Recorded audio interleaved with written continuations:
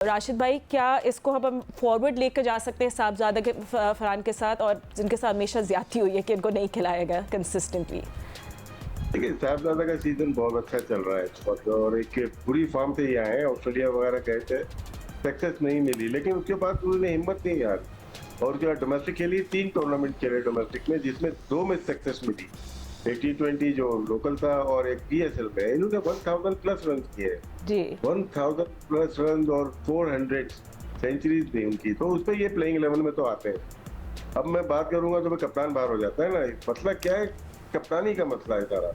कप्तान की जगह बनाने के लिए ये बाहर होते हैं, तो कल बेहतरीन बल्लेबाज को बाहर होना पड़ा, फखर जमान को। तो ये जब चलेगा तो टीम पर ही मरेगी। टीम बनती है अच्छे प्लेयर के साथ बनती है, जो रिक्वायरमेंट्स है।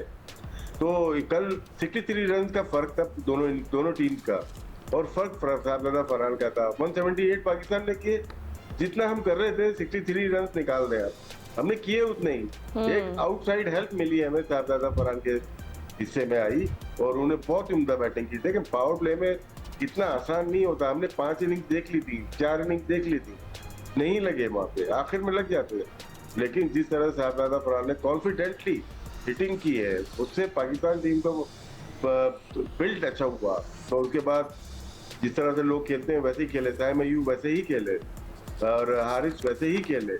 हाँ, कल कह सकते हैं कि हसन नवाज बेहतर खेले, नीचे आके मोहम्मद नवाज बेहतर खेले, लेकिन फर्क पूरा मैच का पाकिस्तान की जानिब से टोटल वो साहबजादा फरहान का। एंड अहमद, अगर आपके पास आए and you know I mean हम साहबजादा फरहान की बात करें, अगर आप भी उस पर कुछ ऑर्डर करना चाहें ऐड, वो तो आप कर लें, बट साथ साथ हारिस की भी बात करें। उनको 3 लाइव्स मिली, उसके बावजूद उन्हें सिर्फ 5 रन बनाए। क्या उनकी T20 की स्पॉट खतरे में है? क्योंकि I was just looking at his numbers, आखिरी 5 T20s में उन्हें 34 रन बनाए हैं, strike rate of 94।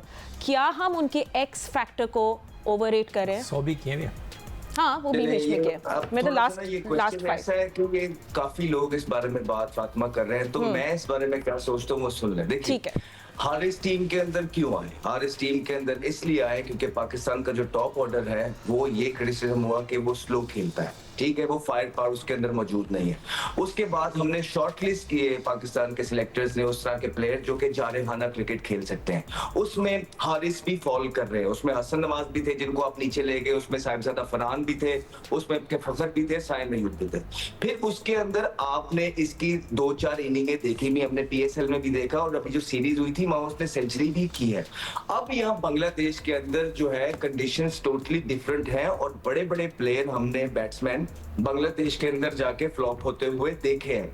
Ji, technical तौर पे हारिस के फ्लॉज जरूर मौजूद है, इसमें कोई दो राय है नहीं, लेकिन टिपिकली T20 के लिए हर जगह आपको बांग्लादेश जैसा पिच नहीं मिलता। वहां पिच काफी सीधे होते हैं। सो एक विकेट कीपर, क्योंकि रिजवान बाहर हुआ है, एक wicket keeper batsman top order के अंदर आपको एक चाहिए है, जिसमें पाकिस्तान के अंदर इस टाइम सूट ये कर रहा था कि हारिस, लेकिन टेक्निकल इश्यूज मौजूद है। गोइंग फॉरवर्ड जहां पिचेस फ्लैट होंगी, Haris can be useful. Number 1। Number 2, बिल्कुल ठीक कहा आपने, Sahibzada Farhan was the only difference. यही बात हम कर रहे हैं फातिमा कि एक प्लेयर से कितना फर्क पड़ जाता है। तो आप जब 4-4 गलतियां प्लेइंग 11 बनाने में करेंगे, then how could you expect कि आपकी पाकिस्तान टीम जो है जीत सकती है? सिर्फ एक प्लेयर आपने बदला है और उसके हुआ क्या, 180 स्कोर हो गया।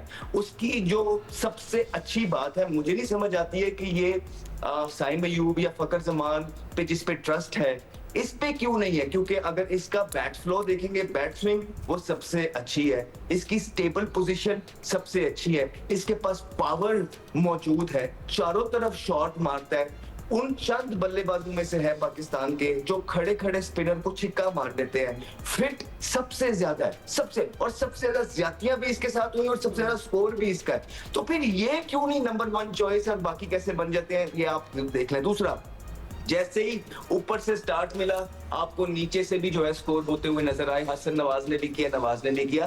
तो हमारा टॉप ऑर्डर जब जब क्लिक करेगा, आपको निचले वाले भी परफॉर्म करते नजर आएंगे। और एक और बात मैं आपको बता दूं, पाकिस्तान की बॉलिंग देखिए, बड़ी ज्यादती की है सलमान अली आगा के साथ और इस पाकिस्तान की यंग टीम के साथ कि आपने ये वाली बॉलिंग भिजवा दी है। अगर आपके पास एक भी 2 अच्छे बॉलर मौजूद होते जो कि थे भी और आपने खिलाए नहीं, तो आपने यहाँ एक भी मैच नहीं हारना था। नवाज की आप बात कर रहे हैं कि नवाज, देखिए नवाज ने कल 2 आउट किए, लेकिन हमने पहले दिन एक बात की थी कि ये वो बॉलर्स हैं जो डिफेंस ब्रेक नहीं कर सकते। इनको आप हिट मारने जाएंगे तो मिस हिट हो गई और बाउंड्री पे कैच हो गया, इस तरह के जरूर बोल रहे हैं। लेकिन बांग्लादेश के अंदर आपको मोर ऑफन देन नॉट ज्यादातर पिचेस इस तरह की मिलती हैं कि आपको डिफेंस ब्रेक करना पड़ता है, बिकॉज लो स्कोरिंग मैच होते हैं। तो सेकंड खेलने वाली जो टीम होती है वो नीचे नीचे सिंगल खेल रही होती है, तो वो क्वालिटी एक प्रॉपर स्पिनर के पास मौजूद होती है जो पाकिस्तान ने मिस किया। लेकिन कल क्योंकि स्कोर 180 था, उनके बल्लेबाजों को एवरेज चाहिए थी, वो मारने गए और खड़ी कर दी, आउट हो गया।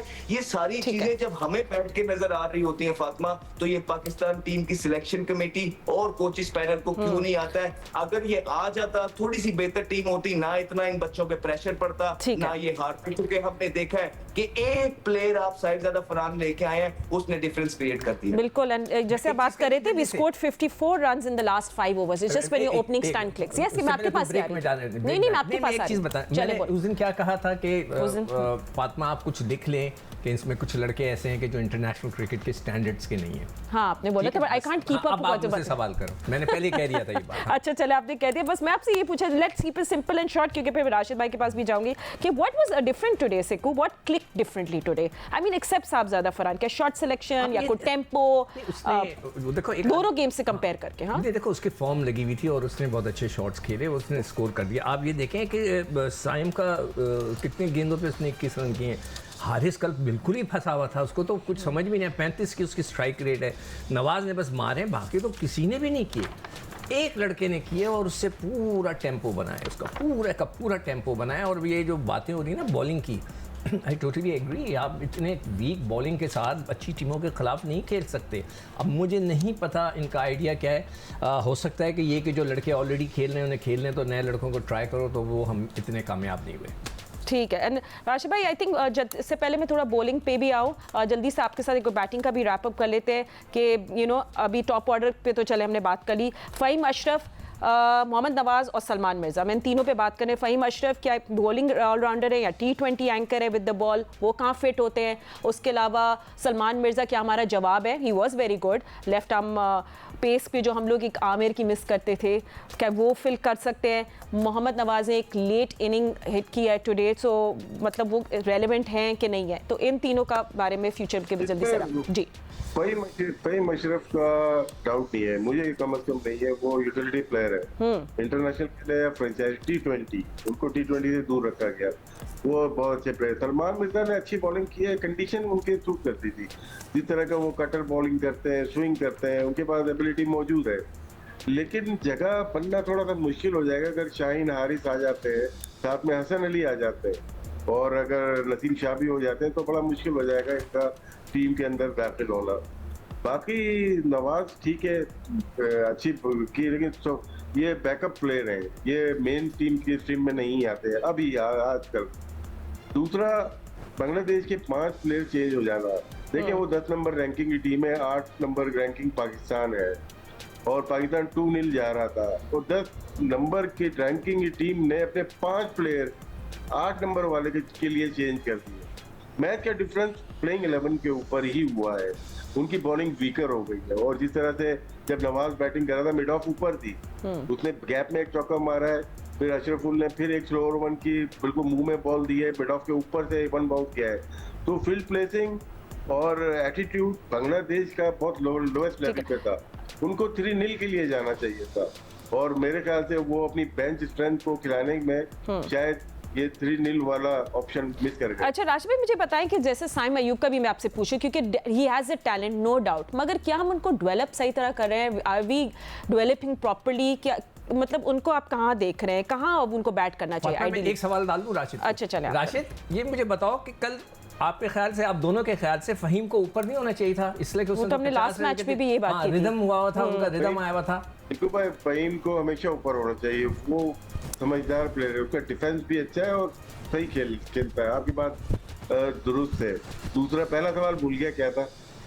साइम अयूब को अच्छा लाड हाँ। नहीं मिल रहा, साइम अयूब को सही लाड नहीं मिल रहा शायद राशिद भाई अभी तक। नहीं, लाड बताएं कैसे मिलेगा, क्या करें कि उसके बल्ले से रन अब निकल आए, कितना प्यार। साइम अयूब को हमने जो देखा ना, सक्सेस जो मिली है उनको साउथ अफ्रीका में बहुत मिली है और ऑस्ट्रेलिया में। शॉर्ट ऑफ लेंथ पे कट पुल जिस तरह से वो खेलता है उनके बैट पे अच्छी आती है। जहाँ स्विंग थोड़ा आगे बॉल पिच करते हैं वहां पे इनको इश्यूज आ रहे हैं। इनको हिटिंग की प्रैक्टिस नहीं करनी चाहिए ज्यादा, ये इनके पास नेचुरल एबिलिटी, इसके पास नेचुरल सलाहियत होती है ना, वो उस पर प्रैक्टिस कम करता है। जहाँ पे वीकनेस है आगे से स्विंग करने के लिए वो बॉल मिस कर रहे हैं कहीं ना कहीं। जब मिस हो रही है स्विंग या टर्न हो रही है वहाँ प्रॉब्लम हो रही है, उस पर बहुत प्रैक्टिस करनी है। वो इनका ये अच्छा है कि इनकी बेस अच्छी है। ये अंडर 16 में भी खेलते हुए, अंडर 19 में भी ईच इनिंग 100 किए, फर्स्ट क्लास में भी ईच इनिंग 100 किए। इसका मतलब है कि इनका बेस बहुत अच्छा है, लेकिन ये T20 के चक्कर में ये अपना जो ओरिजिनल गेम है उसको वो भूल रहे हैं। शायद शॉर्ट ऑफ लेंथ या बाउंसिंग ट्रैक पे ये ज्यादा अच्छे हैं। लो बाउंस जहाँ पे हो रही है, जहाँ पे प्रॉब्लम हो रही ठीक है, है। वो शायद ये मेरी ऑब्जर्वेशन है। ठीक है। Maybe I am wrong. Ahmed, last 1 minute, you want to contribute to that हाँ, conversation? बिल्कुल। देखिए फातिमा, मसला सिर्फ इतना है कि जब इन्होंने पाकिस्तान टीम में आना था ना, लड़कों की मेहनत का लेवल डिफरेंट होता है।